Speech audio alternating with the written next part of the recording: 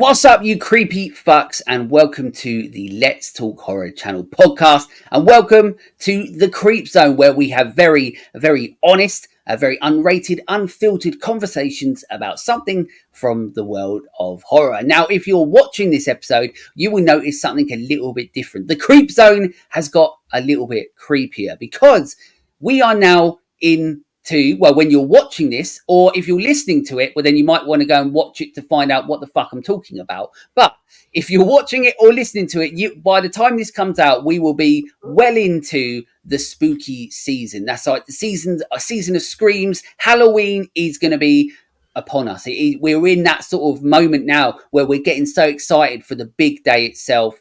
And me and my guest, who I'm going to introduce in a minute, we decided that we would dress up for the occasion. With me as my guest on this episode, I have a friend of the show, a longtime friend of the show, who's been on basically all of my spooky season episodes. And he's a mainstay. He's here every single time I do one of these spooky season episodes. So of course I had to invite him along for this one.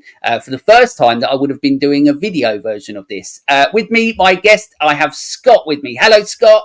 Hello, thank you for having me on. And I'm just gonna say a quick prayer to the technical gods that it doesn't all go wrong again, because we've had some technical issues to get to where we are right now.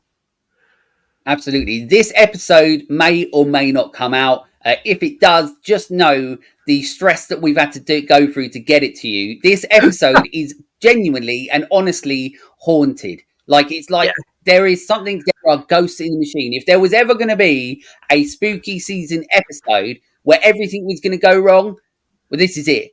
And right now, we're sitting here recording it, we still don't know whether it's going to go wrong. So we're going to, hopefully, fingers crossed, it won't. But if it does, then you may or may not know anything that we're about to say. But Scott, as I said, is my guest. Scott is the creator, the host of the You Run podcast.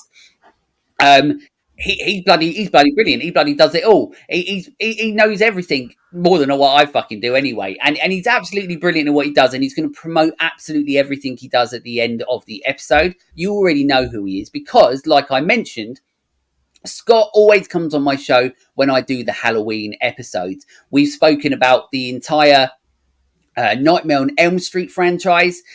We've spoken about the Friday the 13th franchise. We went through them all.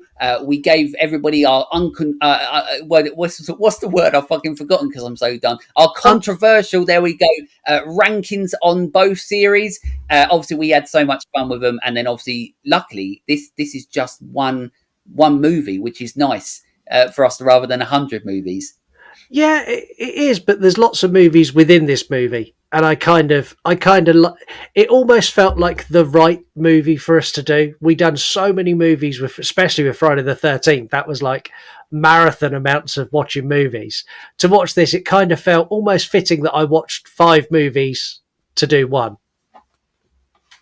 Yeah, absolutely. Yeah, and you're exactly right. It's interesting, and obviously we get into it all. But this is considered an anthology movie as of sorts, and obviously we're getting to get all into all of that as well.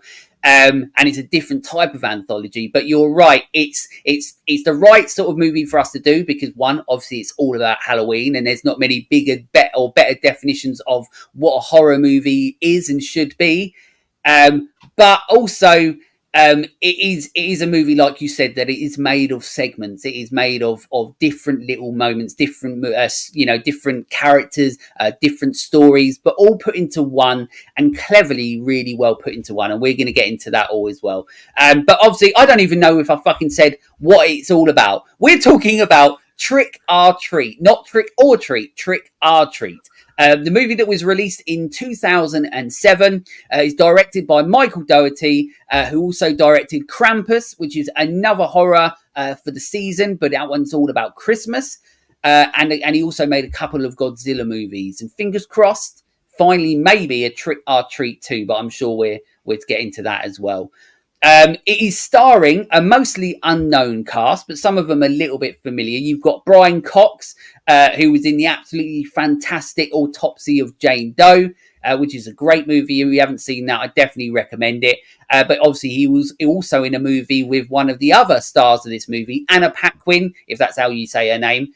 But she was also in one of the X-Men movies with Brian Cox, so they have that sort of connection there, which is always a little bit nice. And then also we've got Dylan Baker in this movie as well. I think he was in one of Sam Raimi's, I nearly said Ted Raimi, Sam Raimi's Spider-Man movies. And also Leslie Bibb is in this as well. So what I find interesting about this is that a lot of the time with these sort of movies, where they're anthology movies, where they're short sort of segments put into one, what I find interesting is a lot of the time they will have, sort of bigger names in these sort of movies of around the time. You like take Creepshow, for example, and they had, like a pretty well-known cast, and they try and do that. But this movie, it doesn't really have that.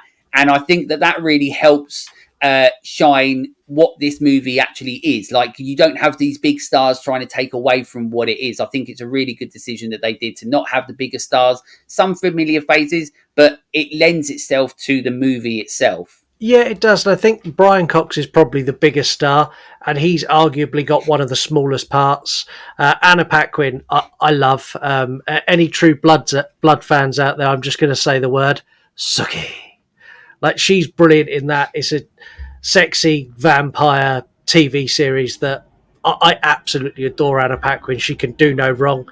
The casting in this is great because none of them are megastar. You've not stuck a Leslie Nielsen or a Ted Danson in this. It's just recognizable faces that you go, oh, who is that? That's that person. But you're not going, oh my God, it's that guy. I think the casting for this is excellent.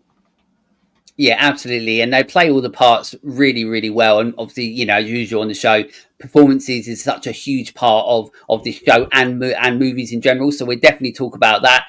It sits on IMDb at 6.7% and 83% on Rotten Tomatoes, which is still obviously high. It's good to see it up there on Rotten Tomatoes. And then Google synopsis-wise, this is the worst, or one of the worst Google synopsis, however you say it, synopsize, I don't know, but it was one of the worst ones that I've ever read, and it says a terrifying Halloween night brings a myriad of troubles interspersing in the lives of 5 people as they face various challenges. Like I said, it's rubbish.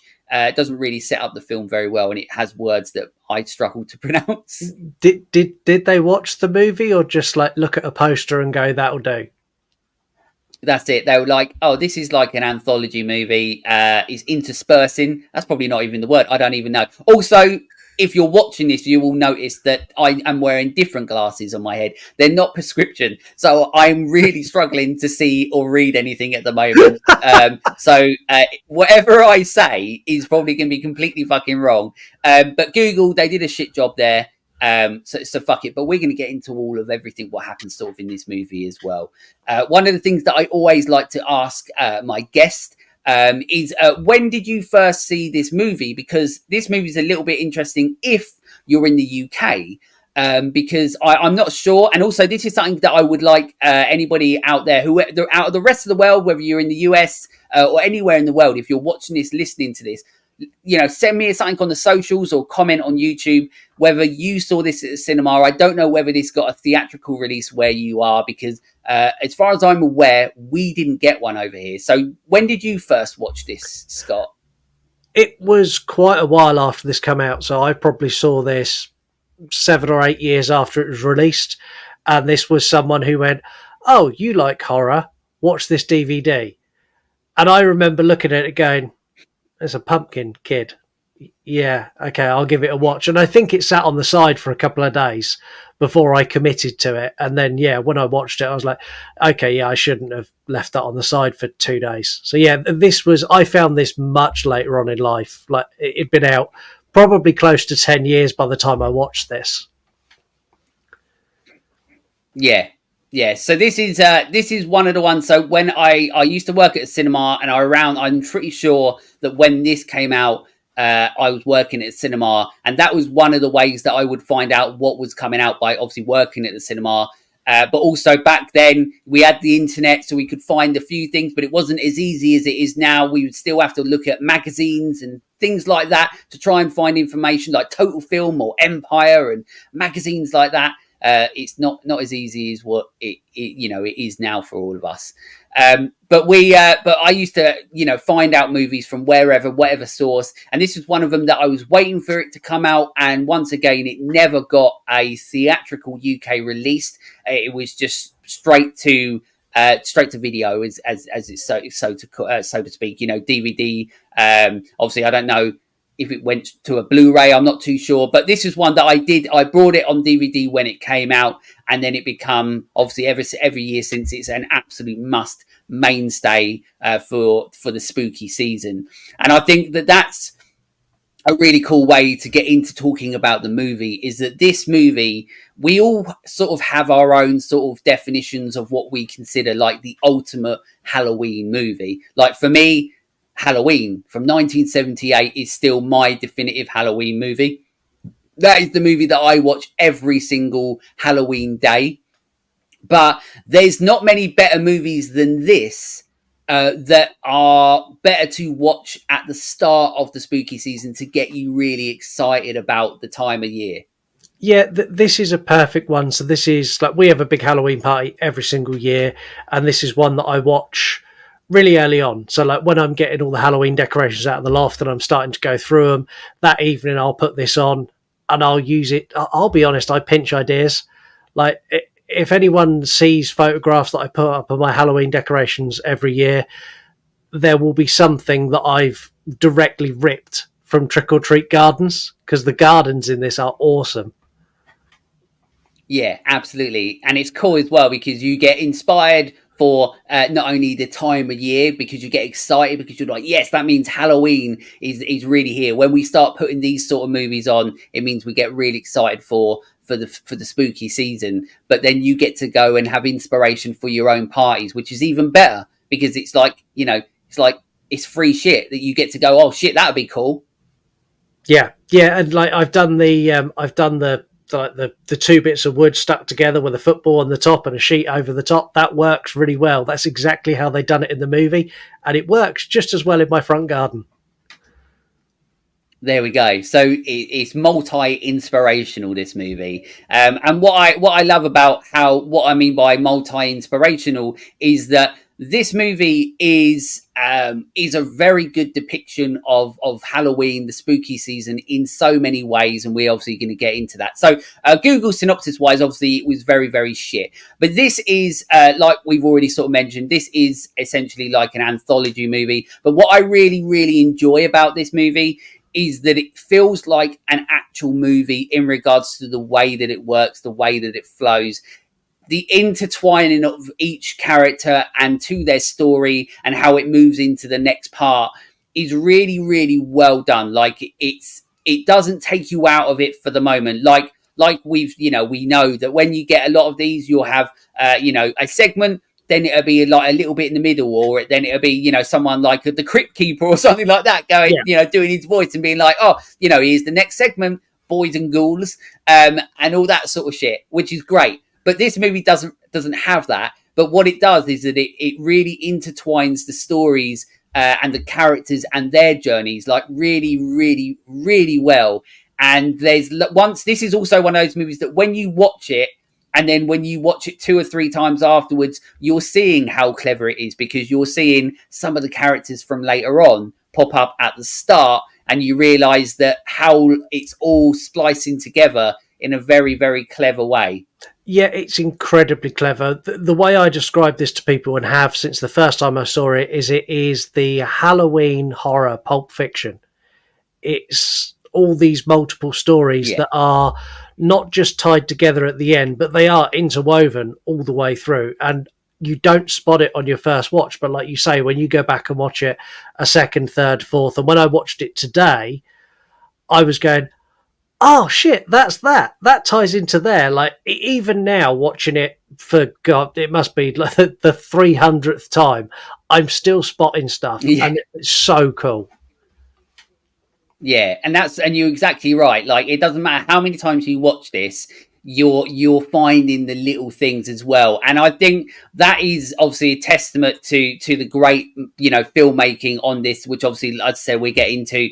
But the way that this film works, the way that this flows and moves, like, it honestly, as I said, it feels like you're just watching a movie, and you're taken into the next part and then taken into the next part, but seamlessly. And that is it's so cleverly done, and is so exciting, because you can't wait to see what's going to happen next and what character you're going to be introduced to.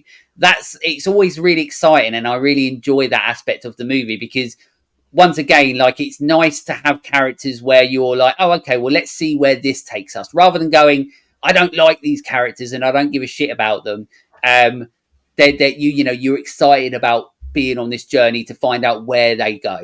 Yeah, and it's I can't emphasize, anyone who's not seen this, like, the level of detail they put that is not integral to the plot, where you just get characters pop up and even props pop up, and you'll recognize different places that then tie in later. Like, the level of effort they put into doing that, it didn't need it, but God, on a rewatch, I appreciate it. Yeah, absolutely. Like, this is definitely one of those, like, this is like a movie fan's movie, if that makes sense. And what I mean by that is that if you're somebody that enjoys watching movies, this is a movie that you're going to go, oh, I really enjoyed that. Well, I hope that you would say, oh, I really enjoyed that movie. But if you're someone that, like, really loves cinema, like, loves movies for the extra aspects, of the filmmaking and the cinematography and all that sort of stuff, this movie has all that.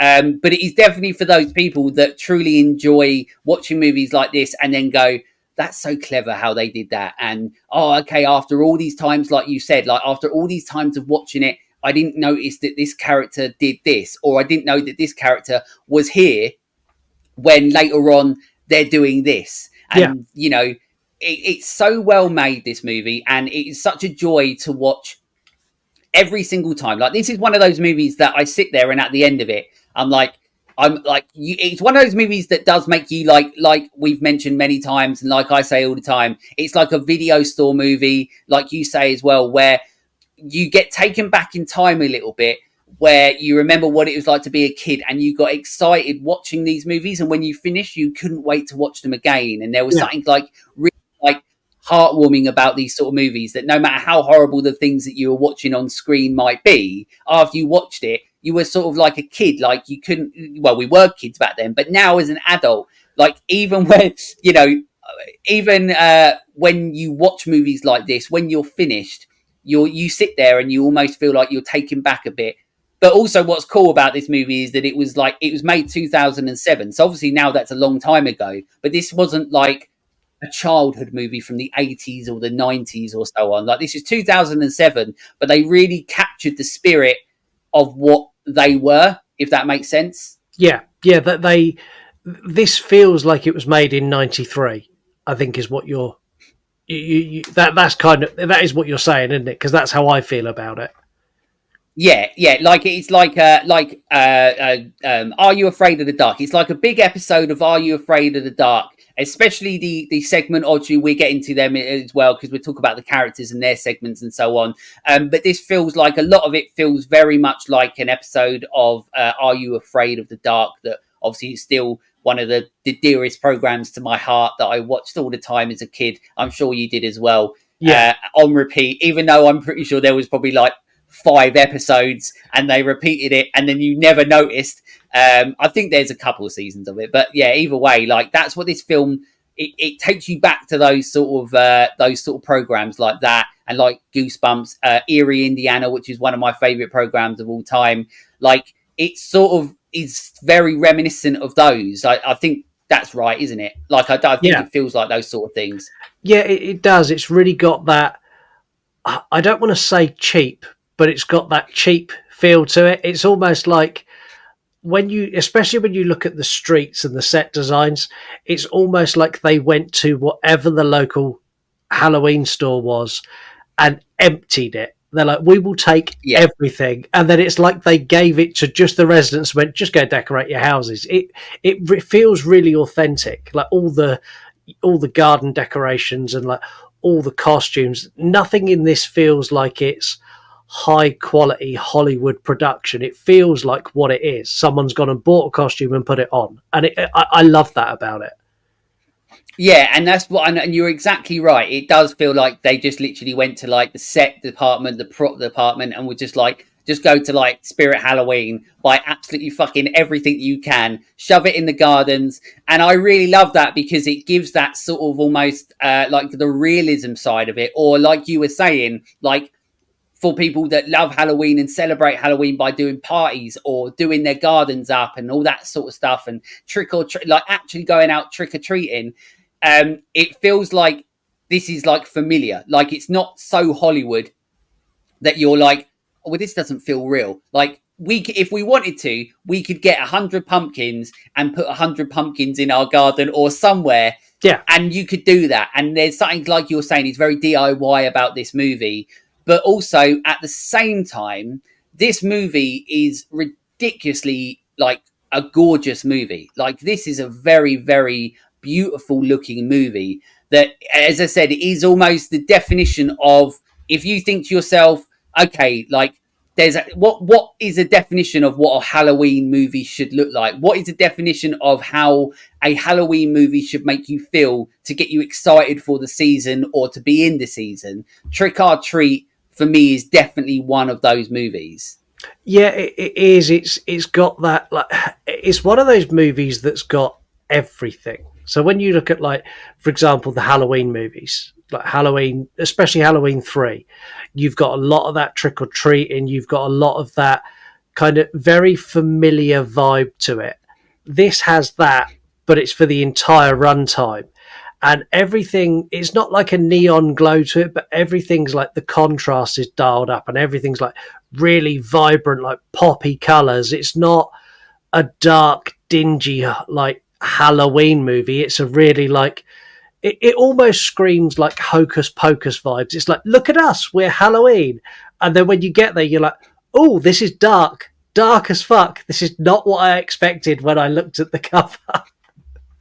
Yeah, absolutely, and I'm happy you said that because you're right. When you put this movie on, or from the outside, if you see bits, the way that this movie looks almost looks like a kids movie. Yeah. Like it looks almost like a kids movie, like a obviously high end, very well made kids movie, because everything, like you said, it's not dark and dingy and grimy and gritty. It's all colourful. It looks like something like a painting, you know, like it looks so beautiful, this movie. But then it's so dark, and we get introduced to that darkness almost immediately because we get taken into this world of Halloween within this movie, getting excited about the spooky season. And if you've never seen this movie before, you sort of almost feel like you know where this is going to go, because you're like, okay, like visually this looks like, you know, one of those Halloween movies that you can watch with the family, you can watch this with the kids. But very quickly it definitely turns into a movie that you can't do that. So the first characters we're sort of introduced to is a couple, and one of them is all about Halloween. Their garden, even though one of them really doesn't like Halloween, she's done a bloody good job at setting up the garden and making it look so Halloweeny. But they don't really like. Well, one of them doesn't, wants Halloween to be completely over. One of them is absolutely loving it. But you think that that's sort of going to be it. But then the conversation, the topic just turns into them basically having a game of sex. And you don't expect that. The bit that gets me every time is where he does the thing that all of us guys do. I know some of you out there are going to deny it, but we give the look of, oh, come on, you know you want to. And the wife looks back at him and goes, go and put on the video. And instantly I was like, whoa, hold on. Put on the video? What sort of kinky shit is on that video and what are you into? And then when you see the video and he takes it out of the sleeve, it's like, it's like wildlife video. It says wildlife. Yeah, something like that, like, yeah. Oh, this is weird. It's dark. Yeah, that's it. And that's it. And that's what I really love about this movie, is that it's like a family horror movie. It's disguised. Well, it's a very dark movie with some very dark things that happen to it. and some very, very dark undertones, but wrapped around and packaged in like a family Halloween movie where you've got, almost like the kids from the Goonies are going around, but on Halloween. You've got Sam, who's like the cutest little character going around. That my daughter, obviously, because of all the dark elements and that, I haven't let her watch Trick or Treat yet. She wants to, but she's not there yet, but she is obsessed with Sam. And I'm like, you haven't even seen the movie. And she's like, I know, but I want absolutely fucking everything you can get that's Sam.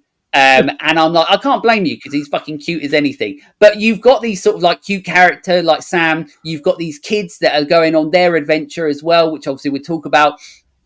But you have these incredibly dark scenes and incredibly dark undertones. But even those, like, they're played very lightheartedly, which is really weird.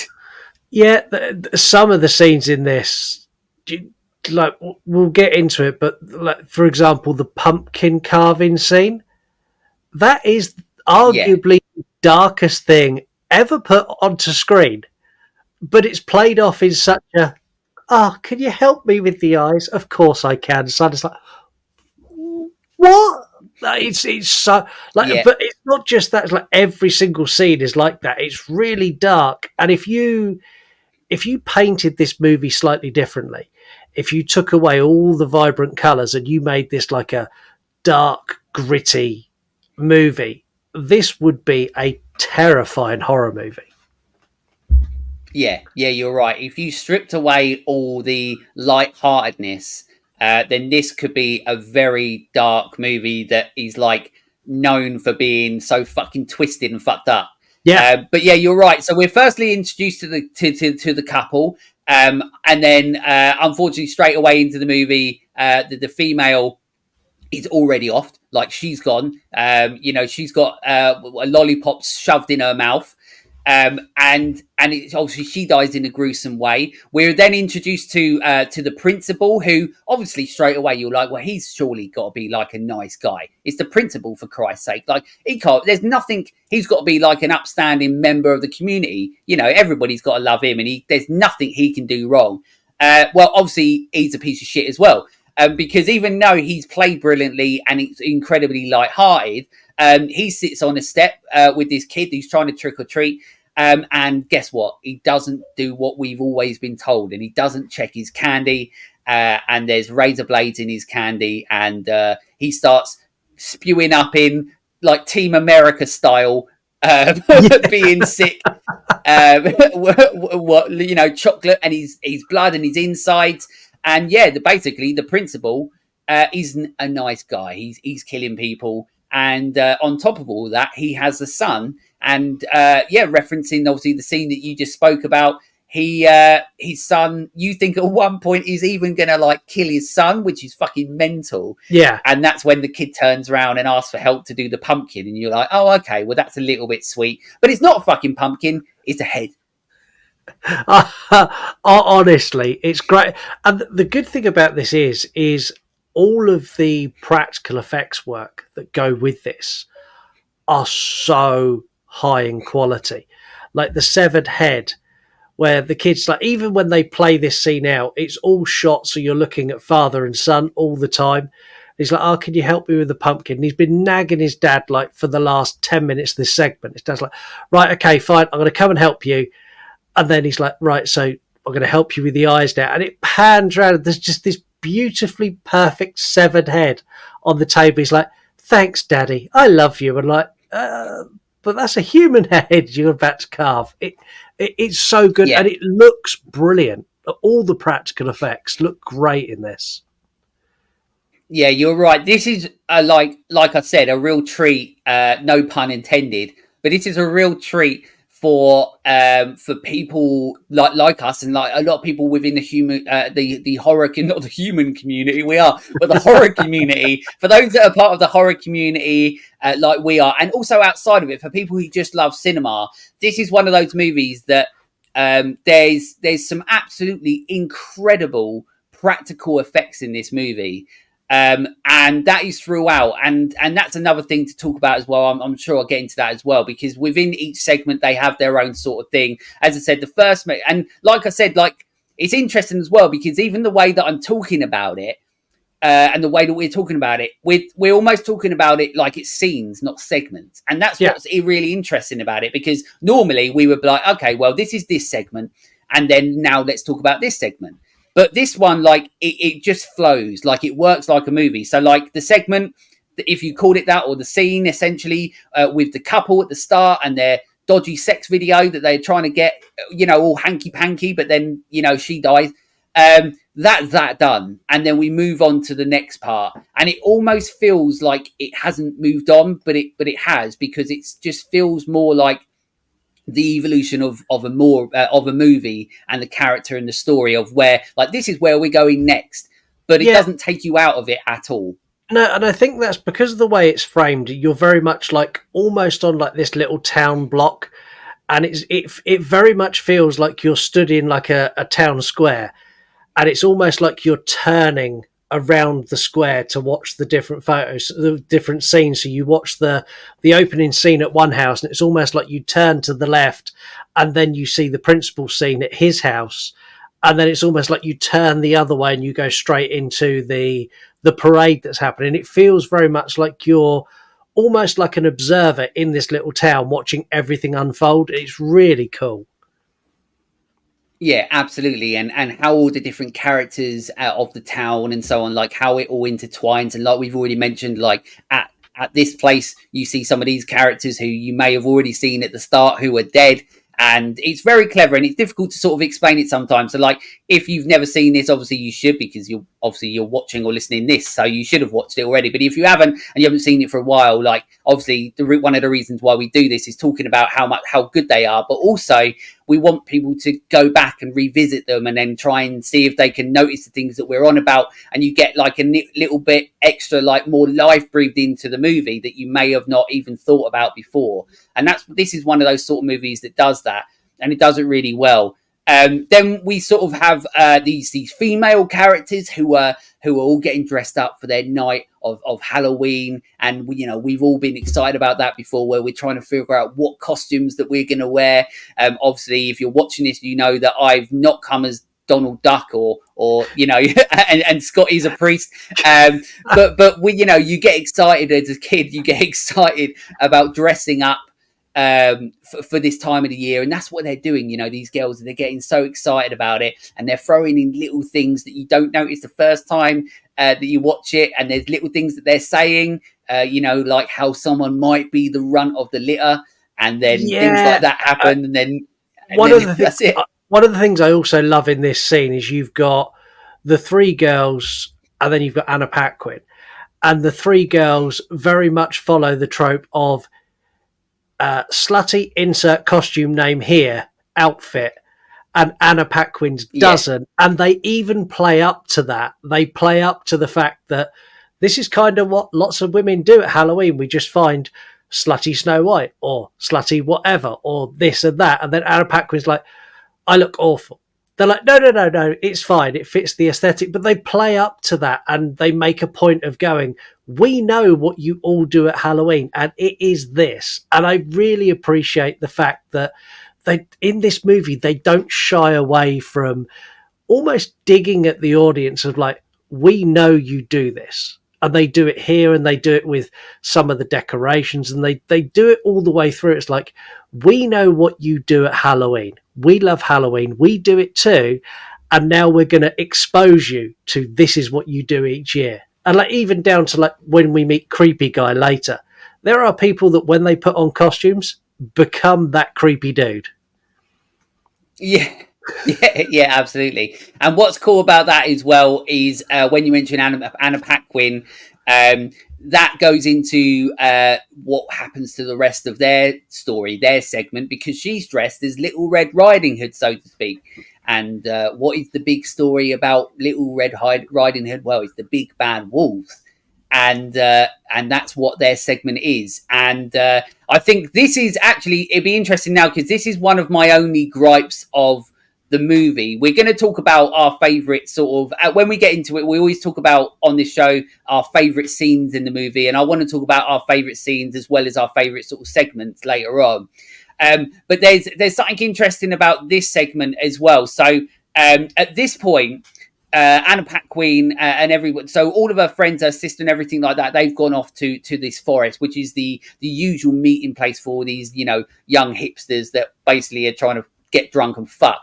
And this is where they go in the woods. Like every horror movie's got them. Like it's just what happens. And Anna Paquin is just like off trying to find her own, so to speak. But at this point, we don't know that she's a werewolf. We don't know that. We just think that she's sort of an innocent girl trying to find her sort of essentially first date for Halloween and so on. And it's very cleverly well done. It's very cleverly written because you don't get a sense of what's to come. Basically, she ends up. We should have got it because they pretty much force feed it to us and we all missed it. Like they refer to, as you say, they refer to her as the runt of the litter. She's dressed as Little Red Riding Hood. They make a comment of, you need to work together, work as a pack to get a man. Like all these little things, they're pretty much saying, we're werewolves, we're werewolves, we're werewolves. And then at the reveal, we're like, oh my God, they're werewolves. But how did we not see it? Yeah, how the fuck did we miss that? Oh, they're werewolves. Oh, yeah, I knew that all along. Of course I did. And then you're like, yeah, but that's it. But yeah, you're right. And she ends up, and this is one of the bits that is one of my only main gripes of the movie, is she ends up basically sort of seeing someone there, and then she's taking a walk down to where she's going to this party. And then she gets almost like attacked by this guy who's essentially a vampire. And he's got this mask and so on like that. So they go, anyway, we think that's it. Like we think that she's gone. You think that she's the next person to die. And then we cut back to this party that everybody's having with the sister and her friends and so on like that. And then a body drops. And then you're like, oh, fuck, like that's Anna Paquin. She's gone. Like they've done like a Drew Barrymore sort of thing with her. And then they roll it over and it's actually the vampire thing, that whatever it is which I'll talk about in a minute. But then that's when the realization is that Anna Paquin is actually not the nicest person that we thought she was. She's not so innocent, and like you rightly said, something that we should have seen all along, because we should have seen, we should have figured it out by now, but we didn't. And they are actually werewolves. Now, my gripe about is this. So this scene is great because we get something that we absolutely love. A transformation scene, and that's fucking cool. Like the transformation scene is so cool, and it's very 2000s, where we've got Marilyn Manson, Sweet Dreams Made of These, which is in every horror movie from like the year 2000 onwards. He must have made a fucking shitload of money when these movies came out for that. Yeah, and we've got that, and then we've got this brilliant. Like the way they transform. Yeah, we've got this absolutely brilliant one. Yeah, like the fact that it's not your traditional transformation. It's not like fingers stretching and backs stretching. It's just, it's almost like a striptease is the best way I can describe it. Yeah.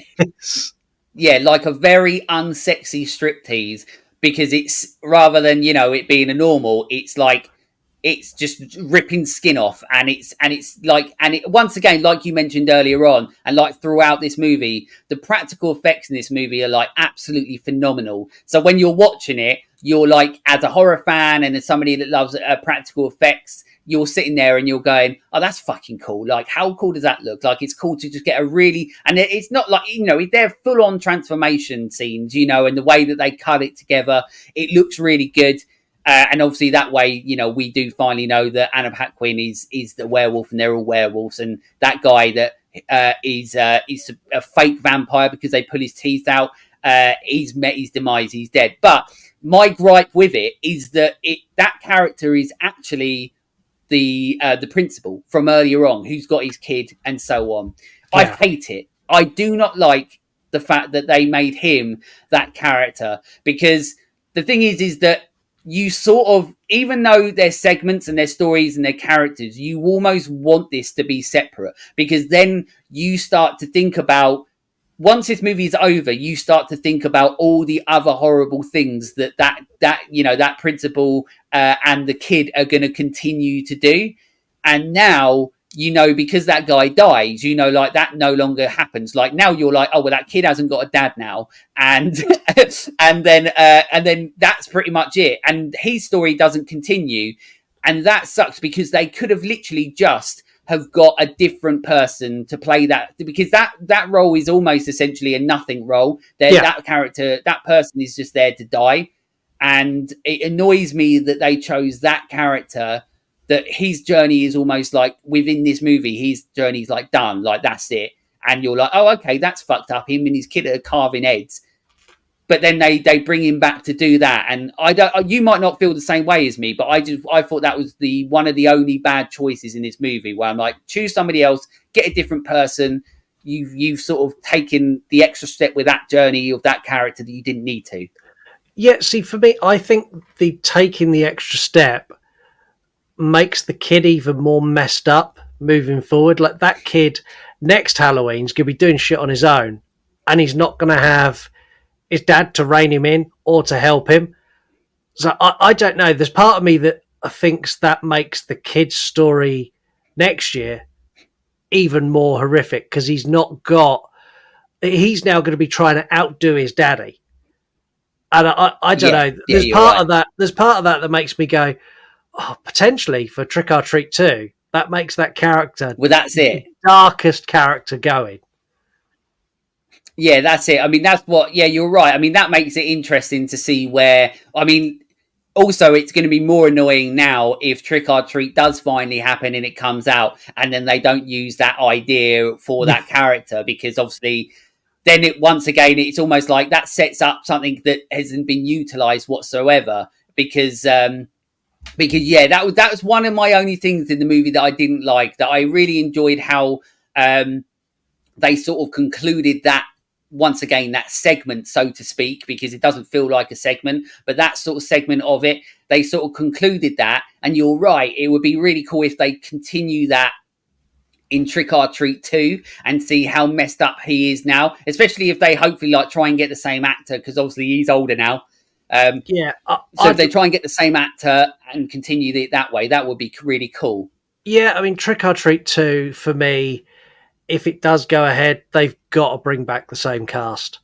They've got to bring back all of the characters from this and show me where they are now. That's what I want to see. I don't want another anthology of different stories. I want these characters. I want to see what will now be probably close to 40-year-old Anna Paquin werewolf, like running a pack of younger dysfunctional werewolves. Like that's where I want to go with this. I want to see like the girl from the kid scene. I want to see her as like a grown up. That's what I want if we get the sequel. If, and the big if we do. I mean, I'll talk about a little bit more about that later, but it's a big if. But yeah, so as I said, my only gripe, and it's once again, that's one of these great things about having these conversations, is like not seeing the side of it that you look at when you watch these movies, because your side is, the way that you see that is different to how I see it. And that's what's great about these movies, is what's great about these discussions, because you see something different. And that journey is so completely different to like the gripe that I have, where I didn't even really think about that journey. I was too busy getting pissed off and go, no, you should have fucking finished that bit and then used a different character. Don't kill the principal. But yeah, and then from that point onwards, we are moved into, when that segment ends, then we move into the next part, which is with the kids, the Nickelodeon special. It's the fact that I don't think there's any slime in this movie, but it feels like there should be loads of slime in it. Just this bright green neon slime. Kids are horrible. I'm going to say it now. Like, kids are horrible to other kids to a level that, as an adult, I find so unsettling. Like, I know when I was a kid, I was probably equally as horrible. But when you watch this and you're like, oh, but why? Why would you do that? There's no need to do that. It's so... I find, like, the bully element of these films, like, we get it a lot when, especially with younger cast, that they portray a team of bullies against what essentially is the sweetest little girl in the world. And I hate that. But I love the fact that they build her up to have the best fuck you moment in the movie. Yeah, that's it. So basically, this moment, this sort of story, this segment in the film is where the kids are going out trick or treating. They go to one of these houses where this girl, who is essentially like a really young, she sort of reminds me of Velma from Scooby Doo. She even sounds like her as well. And Yeah, obviously, I'm sure that she's putting on that voice, but she sounds just like Velma from Scooby Doo. Who, once again, I'm not dressed as Fred, but but but yeah, so but yeah, she is basically you think that they're like almost this sort of friendship group that are going out trick or treating. Obviously, you've got the one that's like seems to be a little bit dumber than the rest. You've got like the boy that she likes. You've got the arsehole girl who's not very nice. Um, those sort of staple characters that you get in all these sort of old school 90s programs that they really cleverly like sort of put into this movie and give it sort of that modern twist. And basically, they're going down to this place where apparently what they're saying, the story goes that a bus driver who might pop up a little bit later on, and once again the clever intertwining of all these characters. The bus driver was paid by some fucking horrible parents to drive their kids off a cliff. Once again, like it's so dark when you take every moment of segments out of this movie. Like once again, it's like one of those things where you sit there and if you're watching this with a kid, you're like, oh, I shouldn't have fucking put this on, because it goes so to places where you're like, how fucking horrible is that? And you're like, right, like you're saying as well, the bully element of it, like it's so horrible, and the way that they do it in this movie is so mean. And so what they end up doing is that they obviously, have this girl along to essentially tell this story and then pretend that it's real and scare the shit out of her. And this poor girl, she's absolutely terrified, and you feel so sorry for her. And these kids are fucking arseholes. But then guess what? The myth is actually real. The urban legend is real. And these kids come back to life with their awesome Halloween masks, and they fucking look like, it's very, very, this is like the moment in the movie that feels very, very like horror, that moment in it. They do a very, very good job at capturing the essence of what a horror movie is. They do a really good job. Like I can imagine people actually getting pretty scared by this moment in the movie.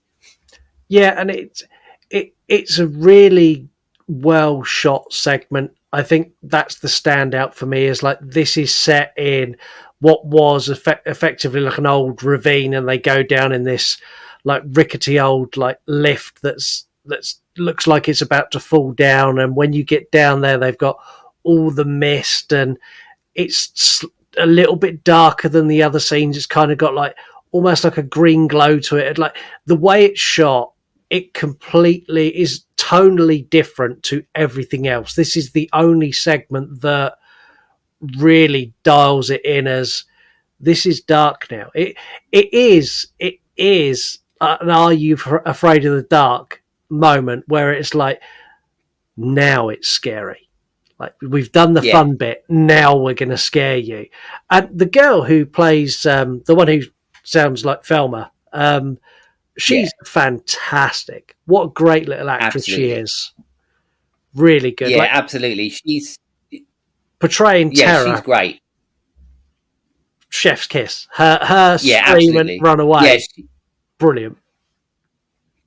Yeah, she's great in this, and you're right. Like the way that she portrays, being absolutely scared shitless. But obviously, the kids that scared the shit out of her, the bullies, they meet their demise as well off the hand of these the urban legends of these characters of what happened. Like I mentioned with the bus driver, that may pop up a little bit later on as well.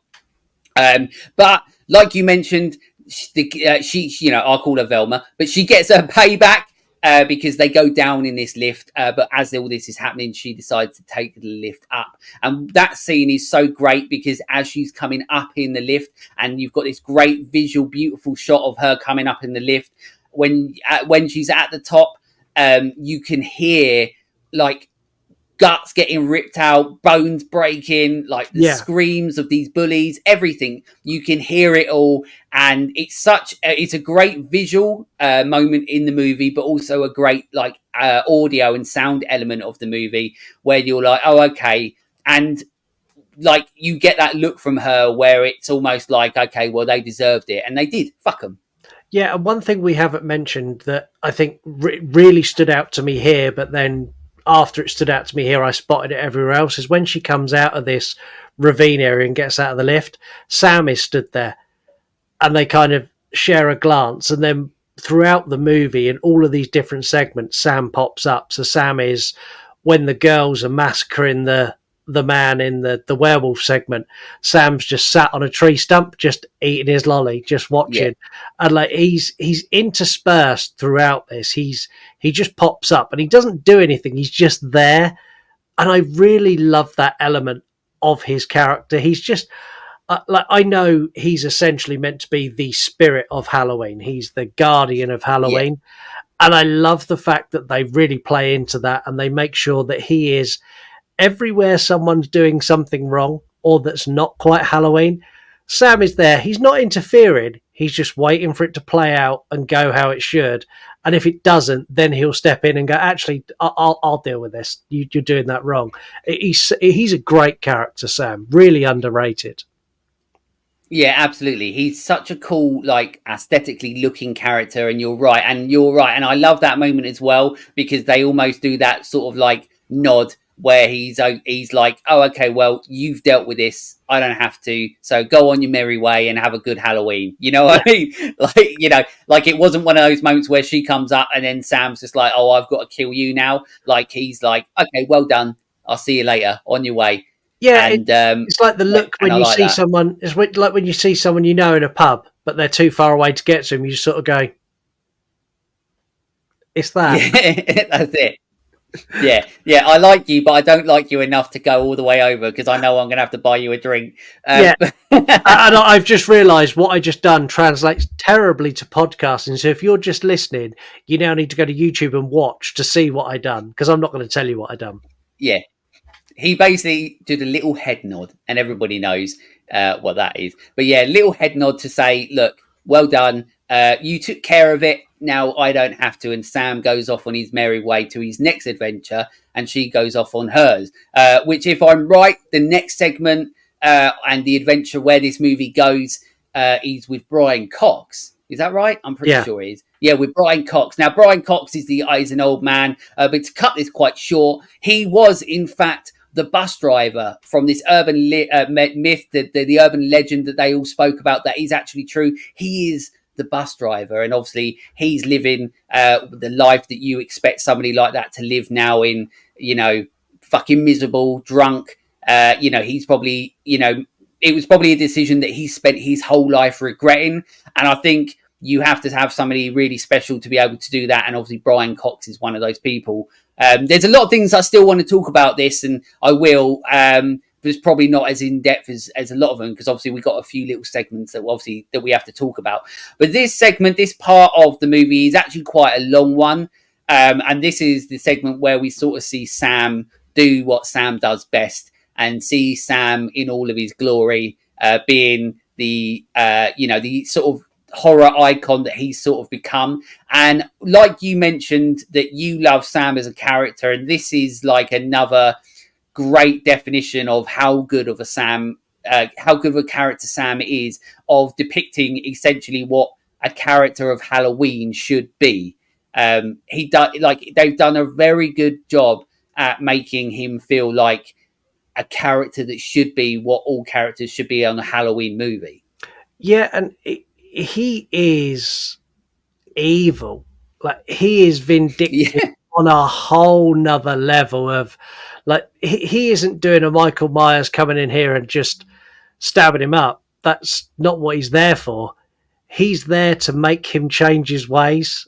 And he torments Brian Cox for a good 15 minutes of this movie, stabs him in the leg.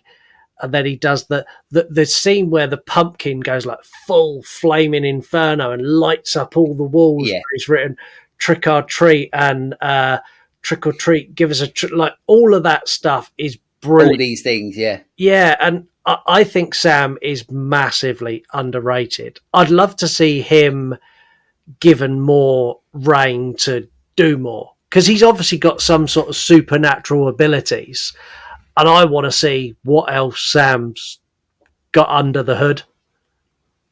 Yeah, it is one of those things where you sort of he's such a good character that you basically essentially want an entire movie of Sam Yeah, and seeing like where he goes, what his journey is going to be in his own movie. But at the same time, it's cool that he gets used sparingly in this because then you don't know whether it's going to be Sam overstaying his welcome in a whole movie where we know like it could then get too much and doesn't work. Whereas at least he is almost like the overseer in this movie, where, like you mentioned, like he's seeing everything that's going on. He's there to make sure everything's going right. He steps in when he needs to. And then obviously in this scene at the end, this is essentially, Sam's scene. Like it almost feels like, well, everybody else is doing what they need to. Now I need to do what I need to. Like you mentioned, I need to get to see this guy change his ways, or if he doesn't want to change his ways, then he's going to do what he needs to. But this is such a fun scene, like you mentioned. Like Brian Cox goes through so much torture in this scene. He gets his ankle sliced, which is never fucking nice in these movies. No one likes the Achilles cut in these sort of horrors. And this is a great, but also what's absolutely fantastic about this scene is that it's got loads of action in it. The pacing is absolutely fantastic. There's obviously lots of blood, but one of the standouts obviously for this scene is the practical effects are phenomenal in this scene. Like this is just one of those scenes where you're like, like we have in horror, we get so many great depictions of practical effects. Like for me, this is one of those where you can just put this scene on and to people and go, okay, like this is another example of how you do it. Because the like you mentioned, the pumpkin that's on fire, and then we get it all showing up, everything that's on the walls, and then this is the scene where we actually get to go even further with Sam because we get to see Sam's true form of his actual pumpkin face and his pumpkin guts. And that's such a cool idea. Yeah, it is. I'm going to say something now. Might be a hot take, might not. I think he looks better with the bag than without. Yeah, I mean, I think I agree with you. I think I agree with you. I think both of them are really, really good looks. I actually think, he probably does look more iconic with, the burlap sack, almost like Jason, from Friday the 13th Part 2, so to speak. And I always liked the burlap sack in Part 2. And obviously it became, as we know, the iconography of the hockey mask going forward and so on. But with this, I think I'm with you. I think I do prefer it, but I like that there's the extra layer to his character. Like it wasn't like here he is just fighting with his mask on. They were like, well, let's take this off because then it gives us this extra element of how intertwined and integrated to Halloween that he is. That he is so much of this, like you mentioned earlier, this supernatural spirit. Like when we takes that off, you realize, oh, okay, like he isn't human. Like he is something completely different. And I like that idea where it's rather than, because obviously with the mask, it sort of feels like it's a kid. It sort of feels like it's just a kid.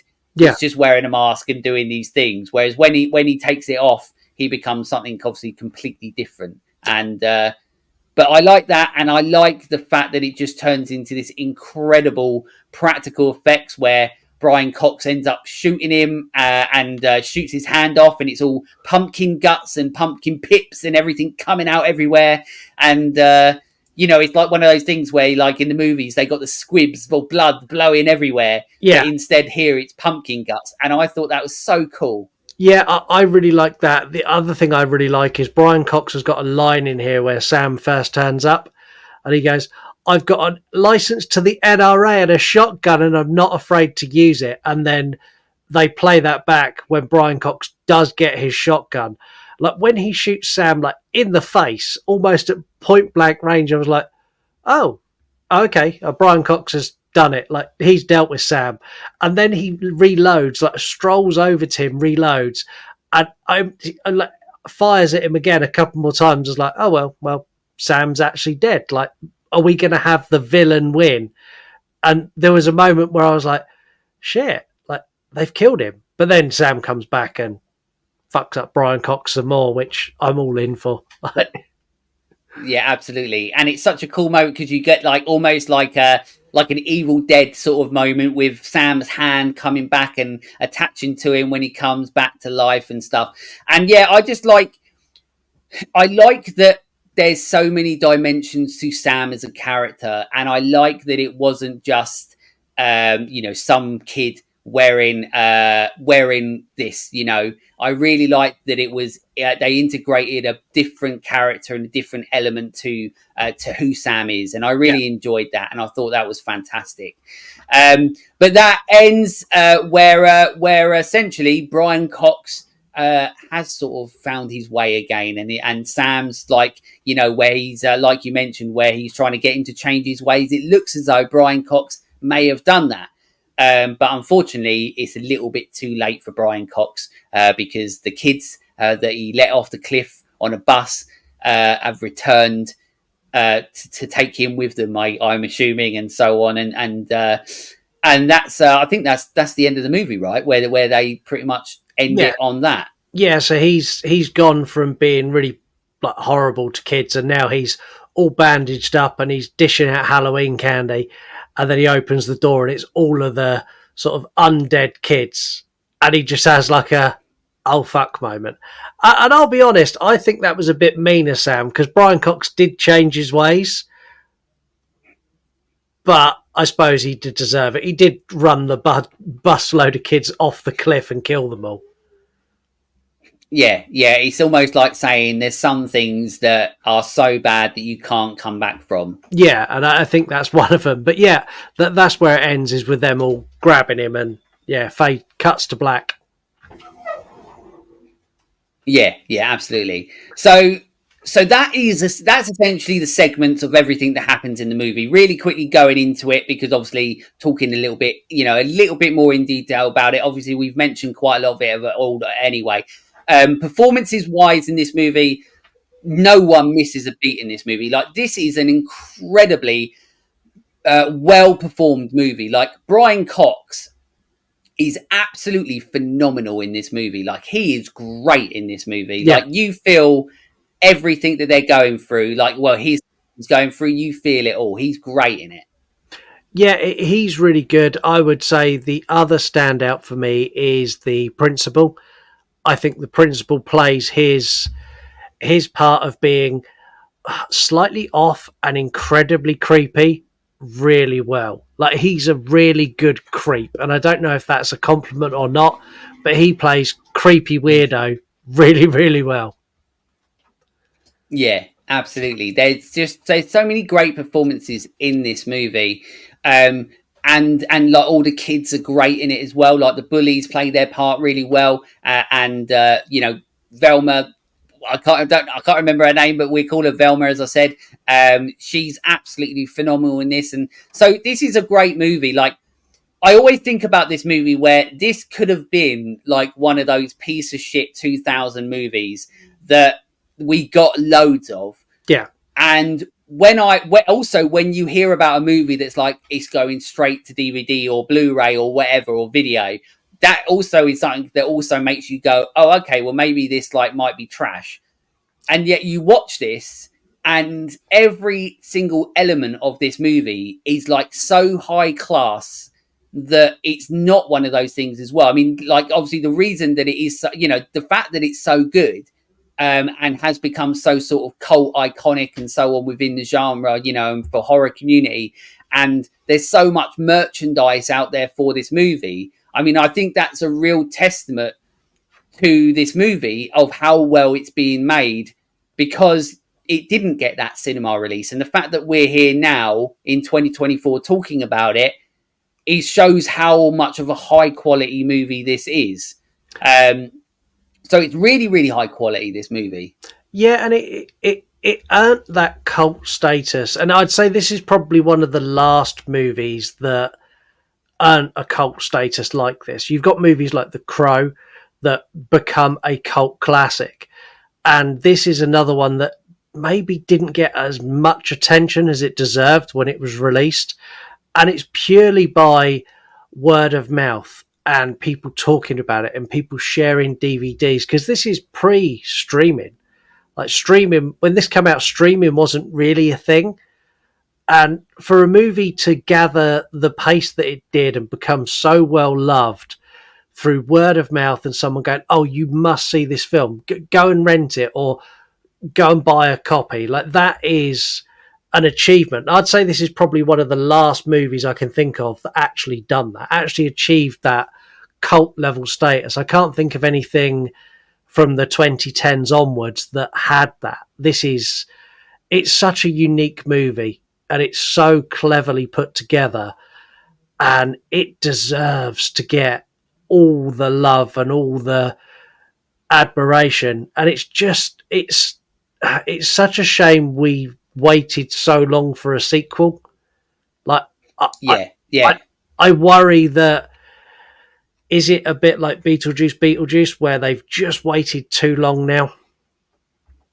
Yeah, absolutely. You're right. It's yeah, I sort of feel like that because obviously as soon as this film sort of happened and they sort of almost announced that there was going to be a sequel, and then that sequel never happened because everybody was like, well, where's this sequel? Like, when is it happening? And then it never did. And then every now and again you get like the little thing saying, oh yeah, like finally the sequel's happening. And even recently they've said the sequel is actually happening, it's finally happening. But I suppose, and I feel like you'll never know until it's actually like we get a trailer for it and saying Trick or Treat 2's actually here and it's actually happening. But it is one of those things where you're like, I do want to see more, but at the same time, like, has too much time passed now for it to matter so much? And will it still be like the success and so on like that? Because you're happy to have movies like this sometimes be what they are and be on their own Yeah, because they're so well made that they sort of, it doesn't matter if there's nothing else. yeah, It's such a well made movie. yeah. It is, and with a sequel, I think had they sequeled this straight away, so had the following year or the year after we got a Trick or Treat 2, I think the way these movies are put together, with Sam being like the protector of Halloween, they could have made loads of these. They could have made Yeah, absolutely loads, and I would have eaten them all up because it would have been something that's a regular Halloween thing. Oh, Halloween! I've got to go and see the new Trick or Treat. I've got to see what cameos they've got in it now because it's picked up so much pace. But now, 20 plus years on, there's a big part of me, and I don't say this very often, there's a big part of me that goes, it's perfect where it is. Just don't fuck it up. Don't do something that makes me look at this one differently. yeah, And yeah. You're right. You're right. yeah, I'm Like two. concerned about a sequel. I'll go watch it. I'll be first in line, but I do have worries. Yeah, yeah, absolutely. And 2007 is like quite a while ago now, so it's nice to go back to that time and go. Not all of them were shit.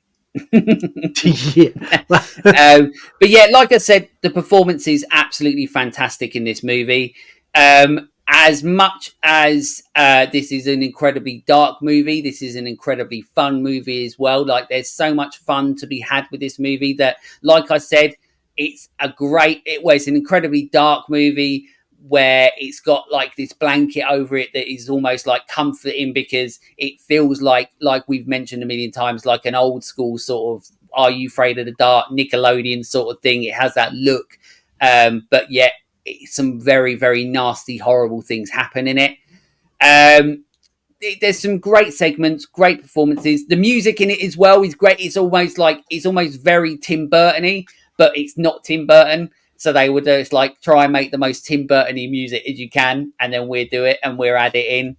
And yeah, so there's so much to this movie for a movie that, like I already mentioned, a movie that sort of went straight to DVD or Blu-ray or whatever. It went straight to what it was. It didn't get to really live as what it should have been. It should have got a cinema release. It should have been something that people got to enjoy on the big screen around the spooky season. And the fact that they didn't, but it also feels like that annoying curse of the movies that that have the segments, like these anthology movies, for some reason they never seem to work. No matter how good they are, they never sort of work. I don't know what it is, and I don't mean work in regards to like a in regards to what they are. Like, obviously Trick or Treat is such a fantastic movie, but for some reason anthology movies just never work with an audience, and I don't know why that is. It's weird. No, see, I'm not a big fan of anthology, so there are a few that I really enjoy. Trick or Treat, top of the list because it's not an anthology. It's Pulp Fiction at Halloween. I love it. Yeah, You've got Body Bags, John Carpenter's Body Bags. I really enjoy that because of the way it's tied together with John Carpenter as the body in the morgue. Like that, brilliant. Creepshow 1, fabulous. Any other anthology, and I'm including the VHS series in this, not interested at all. No enjoyment from them. Like, there might be one segment where I go, oh, that's cool.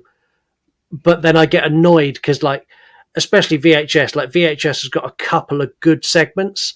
And I'm like, that's great. Why didn't you make that a movie?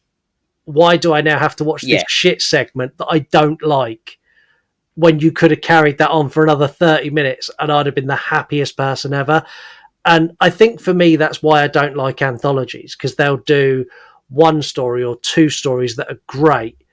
And then you've got one or two that are like, yeah. And then you've got one that's like, oh, why did you put this in there? And yeah, I don't know. That, for me, that's why I'm not a big fan of anthologies. But Trick or Treat is yeah. exceptional.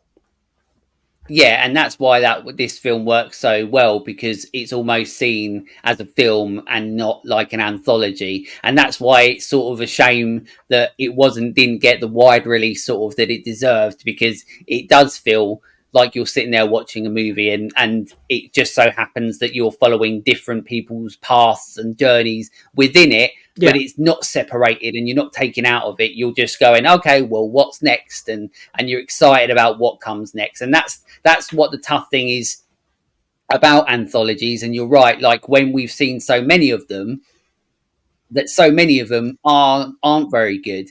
And then we get, you're not so optimistic or excited about where you're going next within this movie.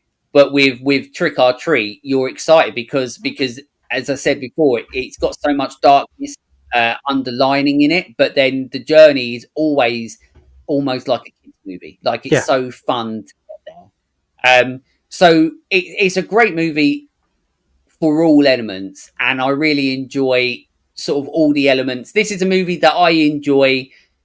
For one, because obviously of how it ticks all the boxes in regards to like performances and so on. Ticks all the boxes because of how well it's been made cinematography wise and how it looks. It ticks all the boxes because it's very cleverly done, and it introduces what is someone who is now part of the iconography of horror, which is Sam.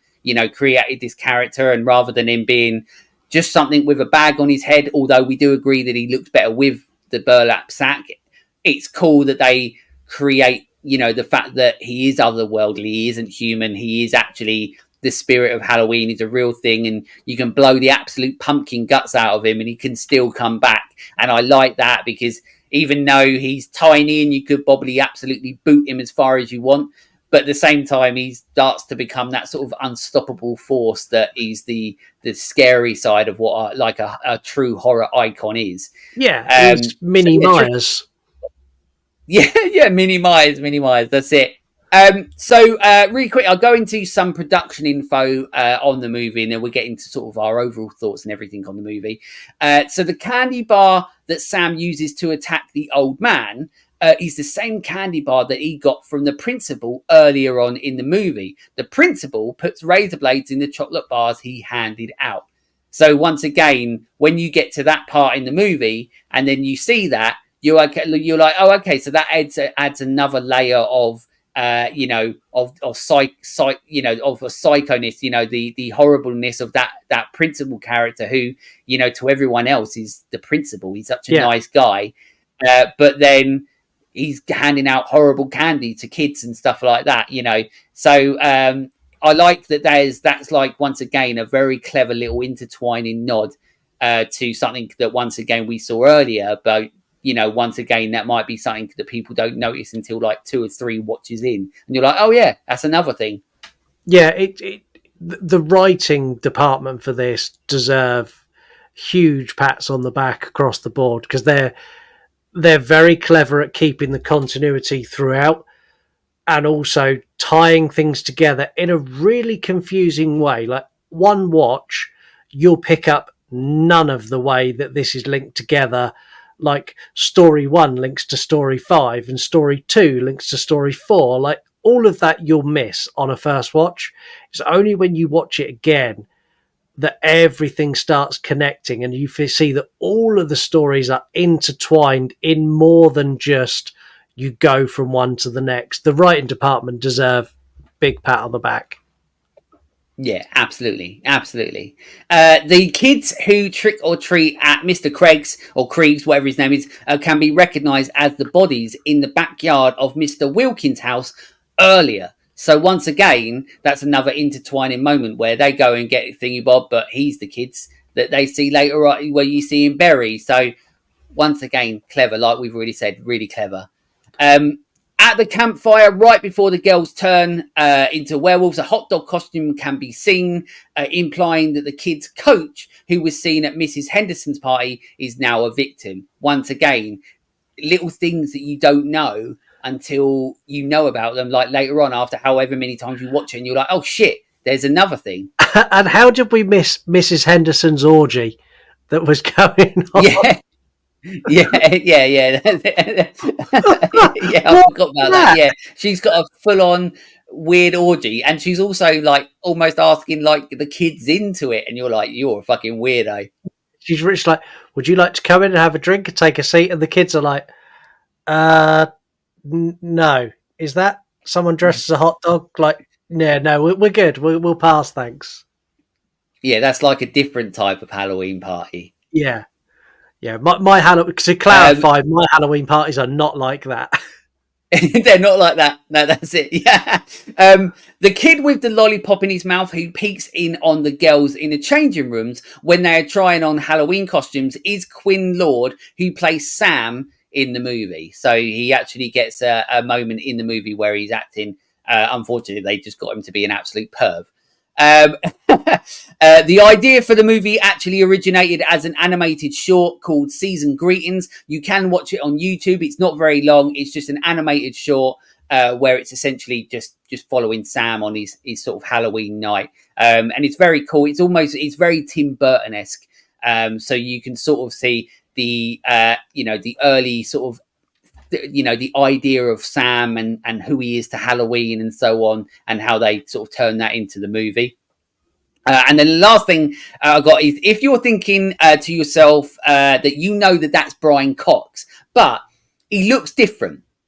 In fact, though, that he does look like someone else. Well, you'd be right, because he does actually look like someone else who is a horror icon, and that is John Carpenter. So if you thought that Brian Cox looks different and he looks a little bit like John Carpenter, well, that's true. So when he signed on to make the movie, he said that to the makeup department, that he wanted to be made to look as much like John Carpenter as he can. And I thought that that's such a cool little thing. Like, it's what a great thing for like Brian Cox to do, because it's almost like honoring John Carpenter in a way of going like, even me, Brian Cox, understand that like John Carpenter is such a true instrumental part of what horror is and was and everything that it is. Like, he helped create so much of the iconography. So to turn around and do that, rather than just going like, I'm Brian Cox, I'm here for a paycheck and I'm just going to do this, he like actually was just like, not only is he great in the movie, but he had that sort of idea of being like John Carpenter. I thought, how fucking cool is that?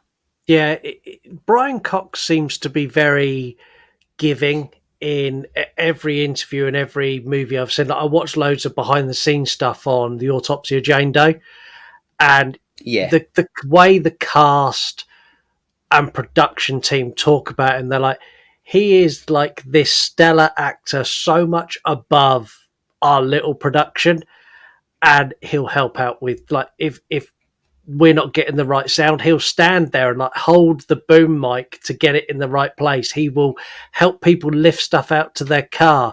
He'll give coaching lessons to like the actors to help them get in the frame of mind. He'll come and sit in the director's chair and help there. He just seems like a really genuine, nice guy.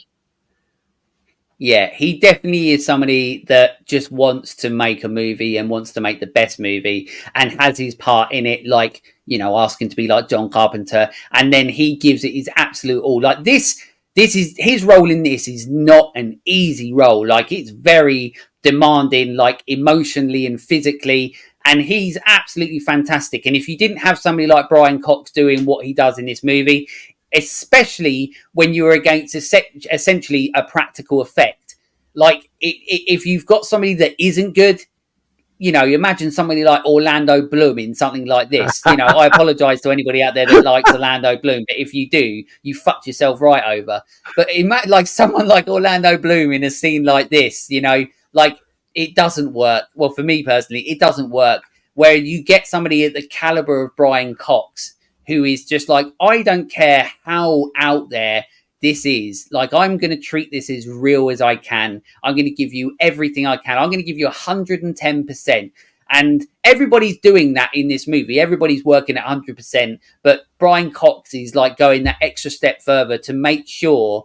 And I think that, like you're saying, that's such a credible thing to him, because he's basically saying to the director, look, I'm going to do everything I can for you. Yeah. And that's a real great quality to have. And that's why Brian Cox, every time you see him, you're in a movie, you're like, wow, he's fucking good, isn't he? That's how you always think about him. Every time he pops up, you're like, he's great. Like we mentioned, Autopsy of Jane Doe, which at one point down the line, that's definitely going to be something that I want to cover, because that's a fucking great movie. Yeah. And another little cult sort of gem that not enough people know about.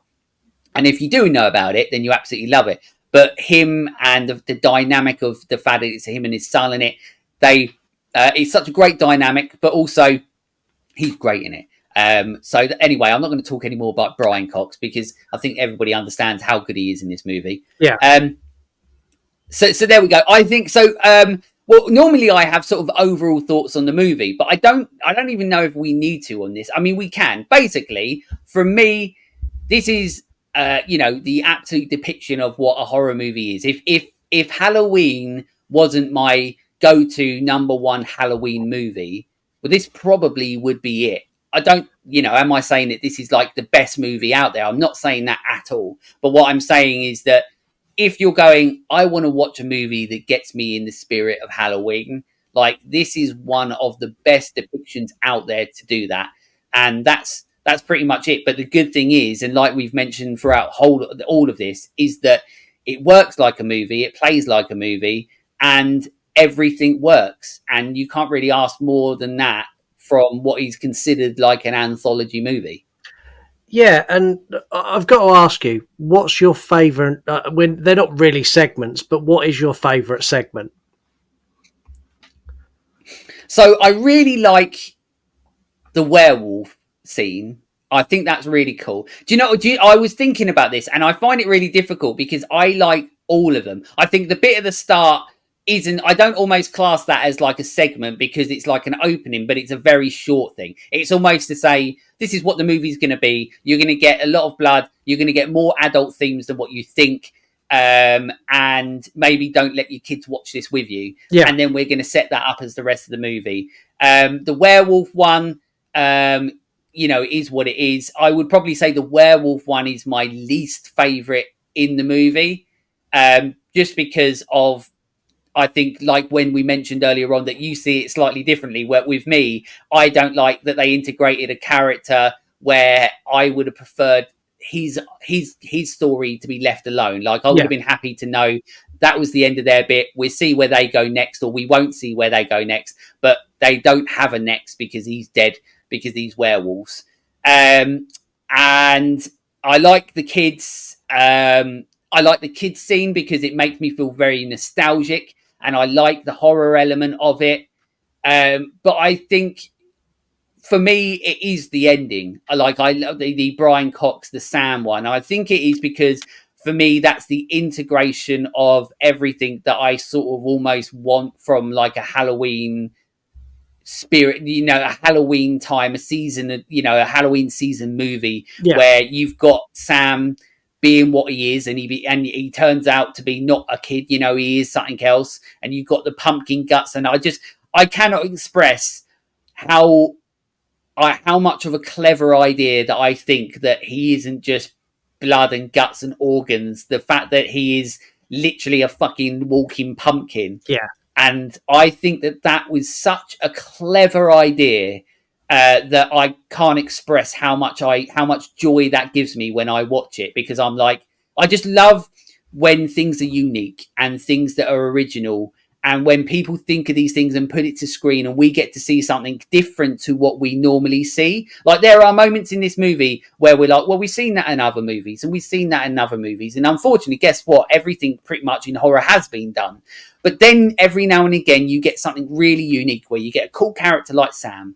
And then they add that extra layer of uniqueness where they're like, well, what if he was a fucking pumpkin and you pull the guts out of him and shit like that? So that's great. Brian Cox, for me, everybody knows that performances are hugely influential to me. So when you get a performance like Brian Cox in this, he's phenomenal. So that helps elevate the scene. And then on top of that, you've got phenomenal lighting. You've got phenomenal visual shots. And then you've got phenomenal practical effects. So there's a lot of really great things to love about this movie segment wise. And I think obviously that's a testament to the movie, because we could be going, well, this bit's shit and I don't like it, but there's no bits that are shit. But I would probably say I like the ending because I like how full on it is. Yeah. What about you? My favourite segment is actually your least favourite segment, is the werewolves. Oh, really? Yeah, I love werewolves, and I don't think we get enough werewolf content, full stop. Like, there's just not enough. It's the most underutilized of, think of all the different monsters we get, zombies and all of it. Like, werewolves is the one that people don't mess with enough because it's fucking expensive to do a werewolf transformation. Yeah.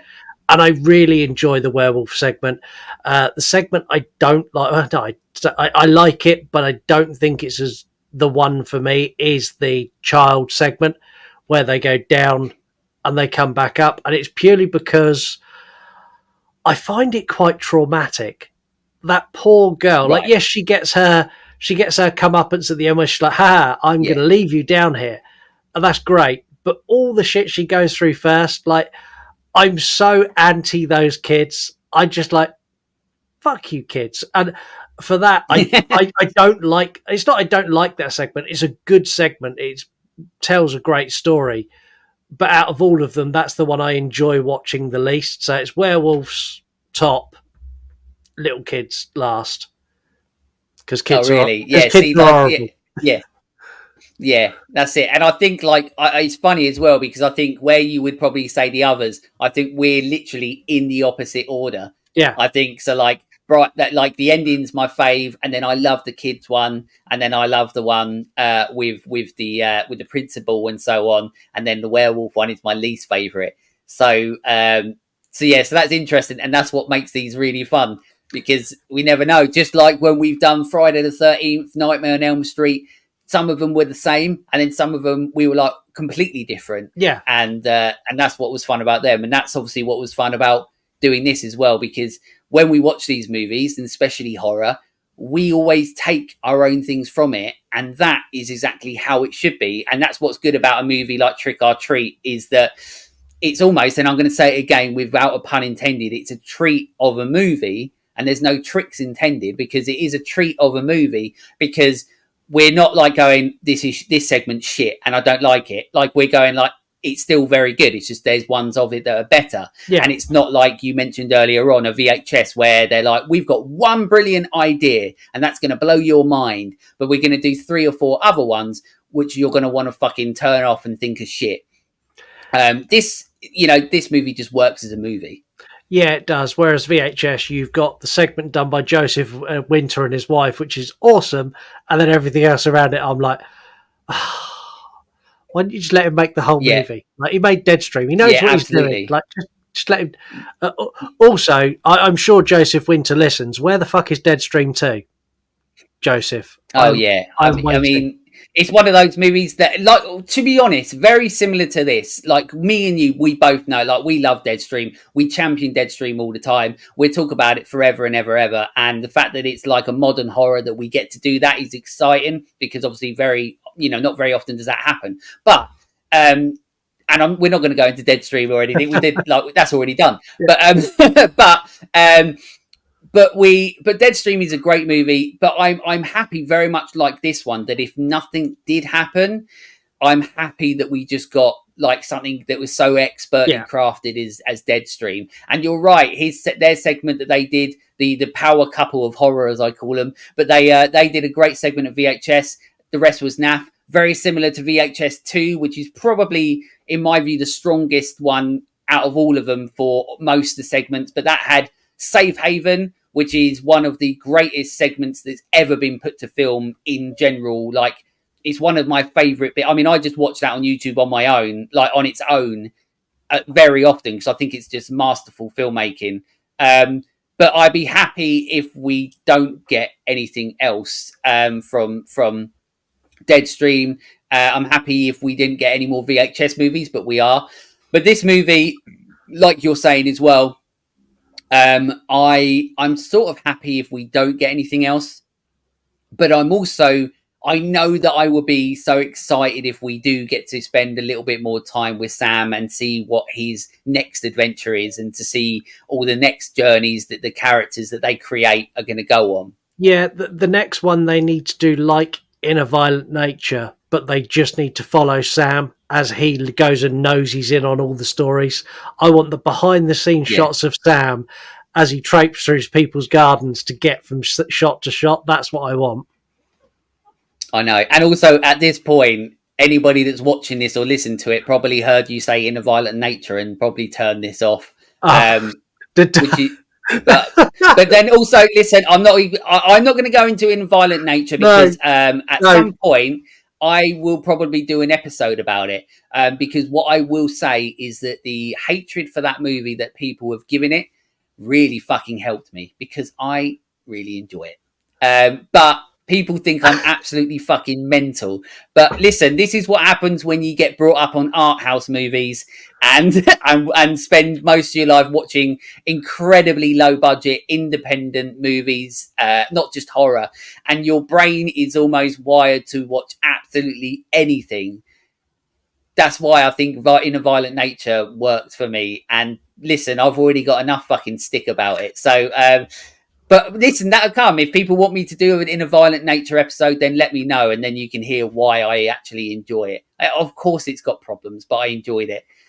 But most people didn't. And I actually thank those people for saying how shit it was, because I went into it going, this is apparently shit. And then I was like, thanks.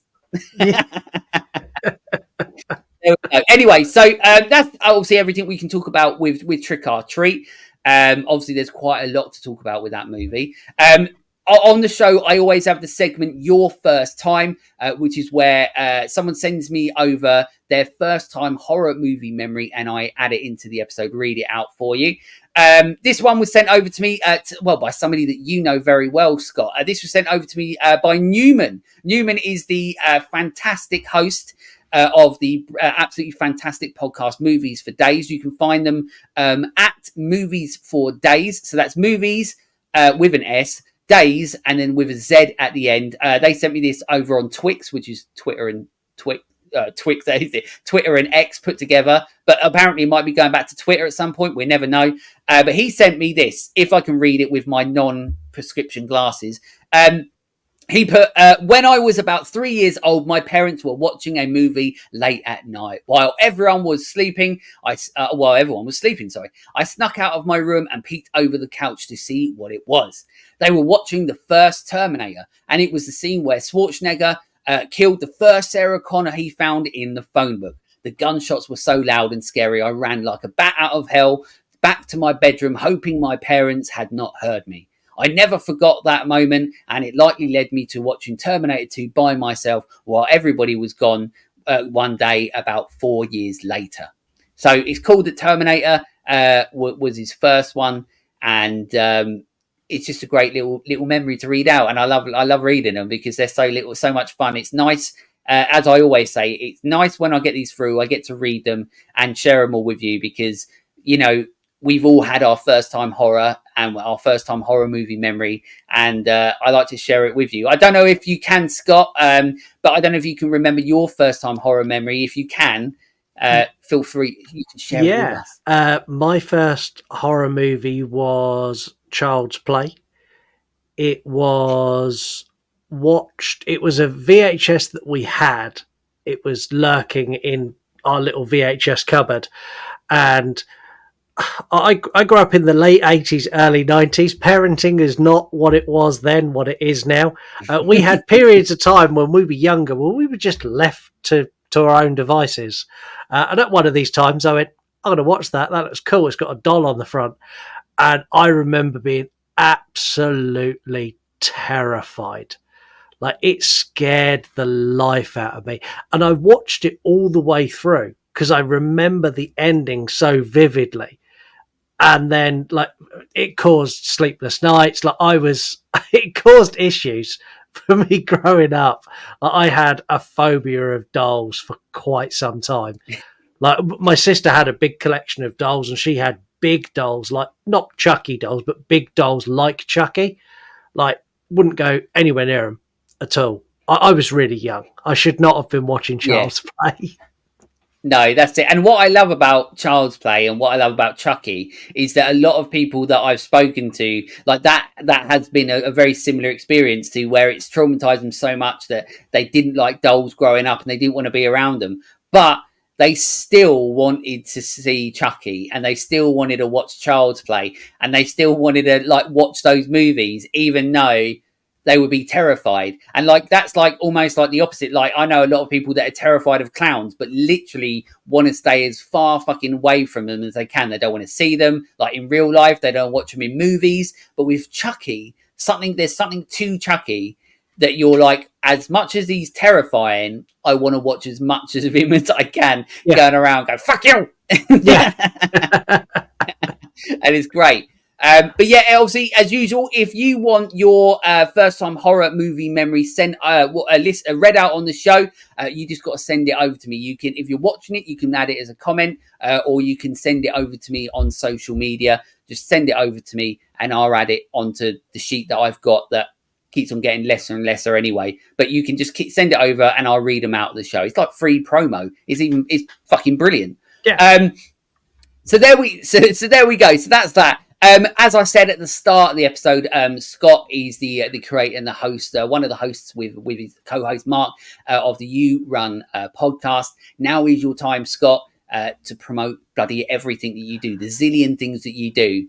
Give it a go. I'm going to try and make it really, really easy. Go to yourunpodcast.com. On there, you've got links to our YouTube, you've got links to horror movie review, you've got links to true crime, that when this episode comes out is only going to be about a week away from coming back after our 3-month hiatus where I had a meltdown over a case and didn't want to read any more true crime stuff. Also on there, you've got all the members of the You Run Podcast Network as well, so you can check all of those out. You've also got our shop, so go there and buy something so I can afford streaming services to watch more movies. And that's it. Just go to yourunpodcast.com, or if you're on the socials, we're on pretty much all of them. We're just at You Run Podcast. Go and drop us a follow there. There we go. Simple as that. Go to yourunpodcast.com. Obviously, podcast-wise, available on all of them, Apple, Spotify, all of those. Just go and enjoy everything Scott and Mark and everybody that that is part of their network as well. It's just all great, fun conversations. Obviously, I've been on the show before. As you know, Scott is obviously always on the show. I'm always welcome on our show because I just love having conversations with you and obviously Mark and everybody.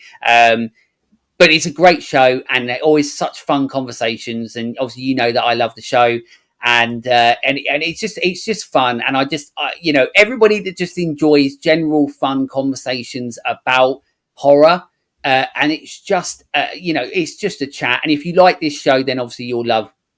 I mean, if you're listening to this show, then you're definitely listening to You Run Podcast because, of course you are. So if you're not, make sure you do. If you are, then you know what I mean.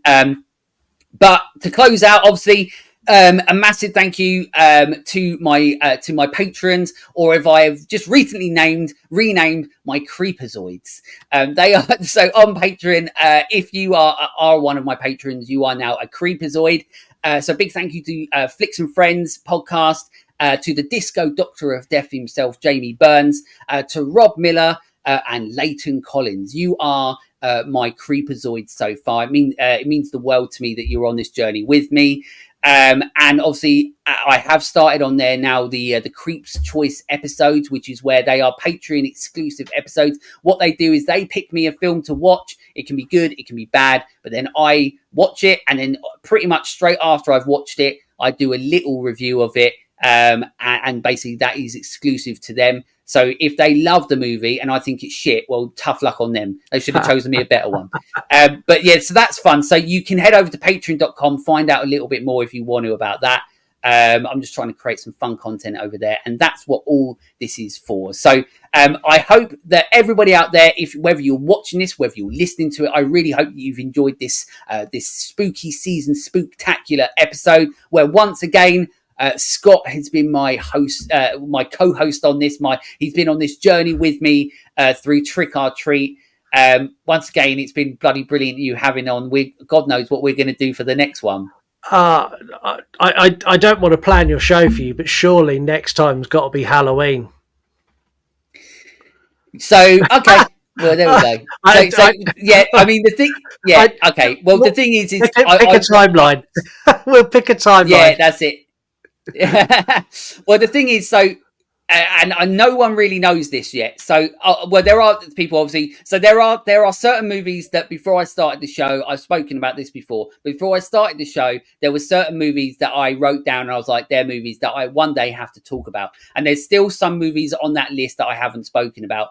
The first Halloween is one of them. And that movie is so important to me on a personal level, and so important to the horror genre in general. Like we've spoken about it on this episode, for me, the most definitive and iconic Halloween movie of all time. That it is it is a movie that needs to be spoken about on its own. Yeah. So if we do it, it will just be Halloween. And I do want to try and do something special with that. So let's definitely think about it, because I definitely want to do that, but let's try and figure out a way of making that really special. Because I've got some ideas, but when you're talking about one of the most important horror movies of all time, I think it needs to be one of the most important episodes that I've ever done. So you've heard it here first. If nothing happens to me in the meantime, which is more than likely, but if nothing happens to me in the meantime, then Halloween 1978 will probably be the Halloween episode for next year. But we're trying to make it special somehow, because it sort of has to. Yeah. But obviously, until next time, thank you, Scott, for coming on the show once again. Yeah, thank you for having me. I love coming on your show. I love having you on our show. The reason we all get on so well is we just love doing this. We love talking about horror. We love goofing around and putting on silly costumes, and I'm dressed as a priest. Like, who else on a Friday night dresses as a priest and talks to someone dressed as Steve from Stranger Things? Like, what other world does that happen? Like, I love coming on your show. Thank you for having me. Oh, no. Listen, you're always welcome. It's always a pleasure. And like I mentioned, everybody go and check out everything that Scott and his co-host Mark and everybody on the You Run network. Make sure you go and check out everything they do. And in regards to Let's Talk Horror channel, look, it's still here. It's still going for now. YouTube, if you're watching it, make sure you subscribe and share it on. Same with everything Scott does. It means the world. If you're listening to it, then please do the same. Share it on. It's the way our shows evolve. It's the way our shows reach new audiences. It's the way that we get to keep doing this. And like Scott rightly mentioned, we just love doing this. Sitting down and having a conversation about like a film like Trick or Treat or any films that we talk about. It's a real like an honor that we do it, and we still get to do it after, November. Coming up November will be my 4th year of doing it. And and that you won't be far off that as well, will you? I don't think. I think that won't be nearly 4 years for you as well, won't it? I think. Yeah, I think we're four. We're going to our fourth year in January, I think. Yeah, I think it was because you were very very like not long, you were around the same time as when I did. So Yeah. we would be coming up on 4 years of us doing this, and even though it's felt like 20 years that we've been doing it, but it's nice to know that we're still here having very honest conversations about it all and still enjoying it. And like I've said this before, this is all the best part of it, and getting to share these conversations with you all is what's really cool. So support us all on our journey, and anybody that you else that creates the content that you enjoy, make sure you share and support their journey as well. But thank you once again, Scott, for coming on, and until next time, stay creepy, fuckers, and also have a great Halloween. Halloween is finally here, the spooky season that brings the fear. But don't get scared of the ghouls at night, with the blackest eyes delivering up a fright, or the shadows that climb the walls, to the creepy sounds that fill the halls, or the sound of voices from under the bed. But never take a peek, or you'll lose your head. There is no such things as monsters in the dark, but there are such things as a hellhound's bark. Those red eyes that stare, or clawed fingers that scrape, or the voices in your head you just can't escape. So snuggle up and put on a film, one that gives you shivers and delivers the thrills. Blood, guts and screaming's what's bound to be when you're watching your picks for Halloween. The season of fun and trick or treats, just watch out for the witch creeping under your sheets. But always be careful going out on the night, there may be vampires looking out for a bite. So let's have a laugh, but always beware, you're never too old for one last scare.